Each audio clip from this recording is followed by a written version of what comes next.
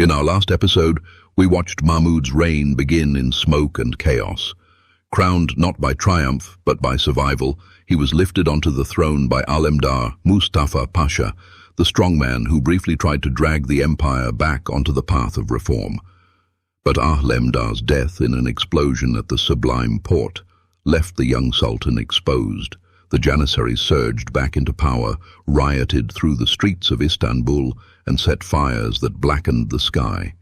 And Mahmud, still more boy than ruler, learned that a crown could feel more like a chain. This is road to destruction, the world wars. The years that followed were neither quiet nor stable. They were years in which the empire seemed to smolder at every edge, crises flaring up, not in one place but in many, as though the House of Osman had become a building filled with small fires that no one could put out.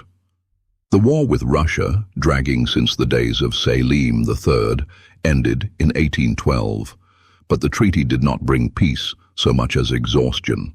The Ottomans ceded yet more land along the Danube, and the empire's northern frontier shrank once again.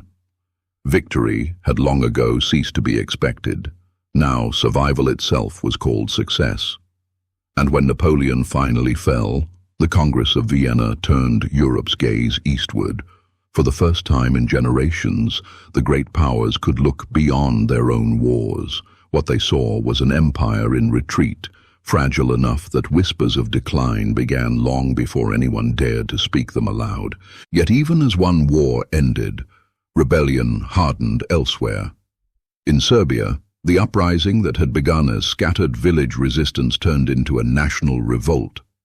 Peasants became soldiers, local chiefs became generals, and the once subjugated frontier transformed into a neighbor that would no longer obey. By 1817, Serbia had achieved de facto autonomy, and what should have been a core territory of the empire became instead a symbol of Ottoman weakness, a province lost not to foreign invasion, but to its own people. The flames that smoldered in the Balkans would not stay contained. What had begun in Serbia as revolt against Ottoman rule leapt across the Aegean as sparks caught in Greece. Whispers of resistance turned into plots and conspiracies, nurtured by merchants and intellectuals who spoke of liberty in the language of Europe's revolutions. These were not yet full flames, but embers carried on the wind, glowing hotter with each year, waiting only for the right spark to ignite a blaze. And to the south, another fire burned, not rebellion, but ambition. In Egypt, Muhammad Ali Pasha, once sent as a commander to restore order, began building a power that was his own. He drilled his soldiers in European fashion, taxed the land as though it were his private estate, and ruled not as a servant of the Sultan, but as a sovereign in all but name. This was no uprising from below, but a fire rising from within, the empire's own lifeline slipping into the hands of a man who called himself loyal while acting like a king. Inside the capital, Mahmud was still learning how to rule. The palace that had hidden him as a boy now confronted him with choices that had no easy answers.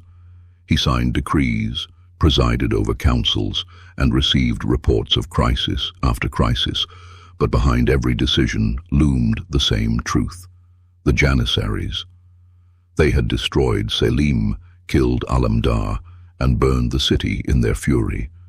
They were both his guards and his captors. To challenge them was to risk his life, yet to leave them unchallenged was to accept paralysis. For now he endured, biding his time, watching, weighing.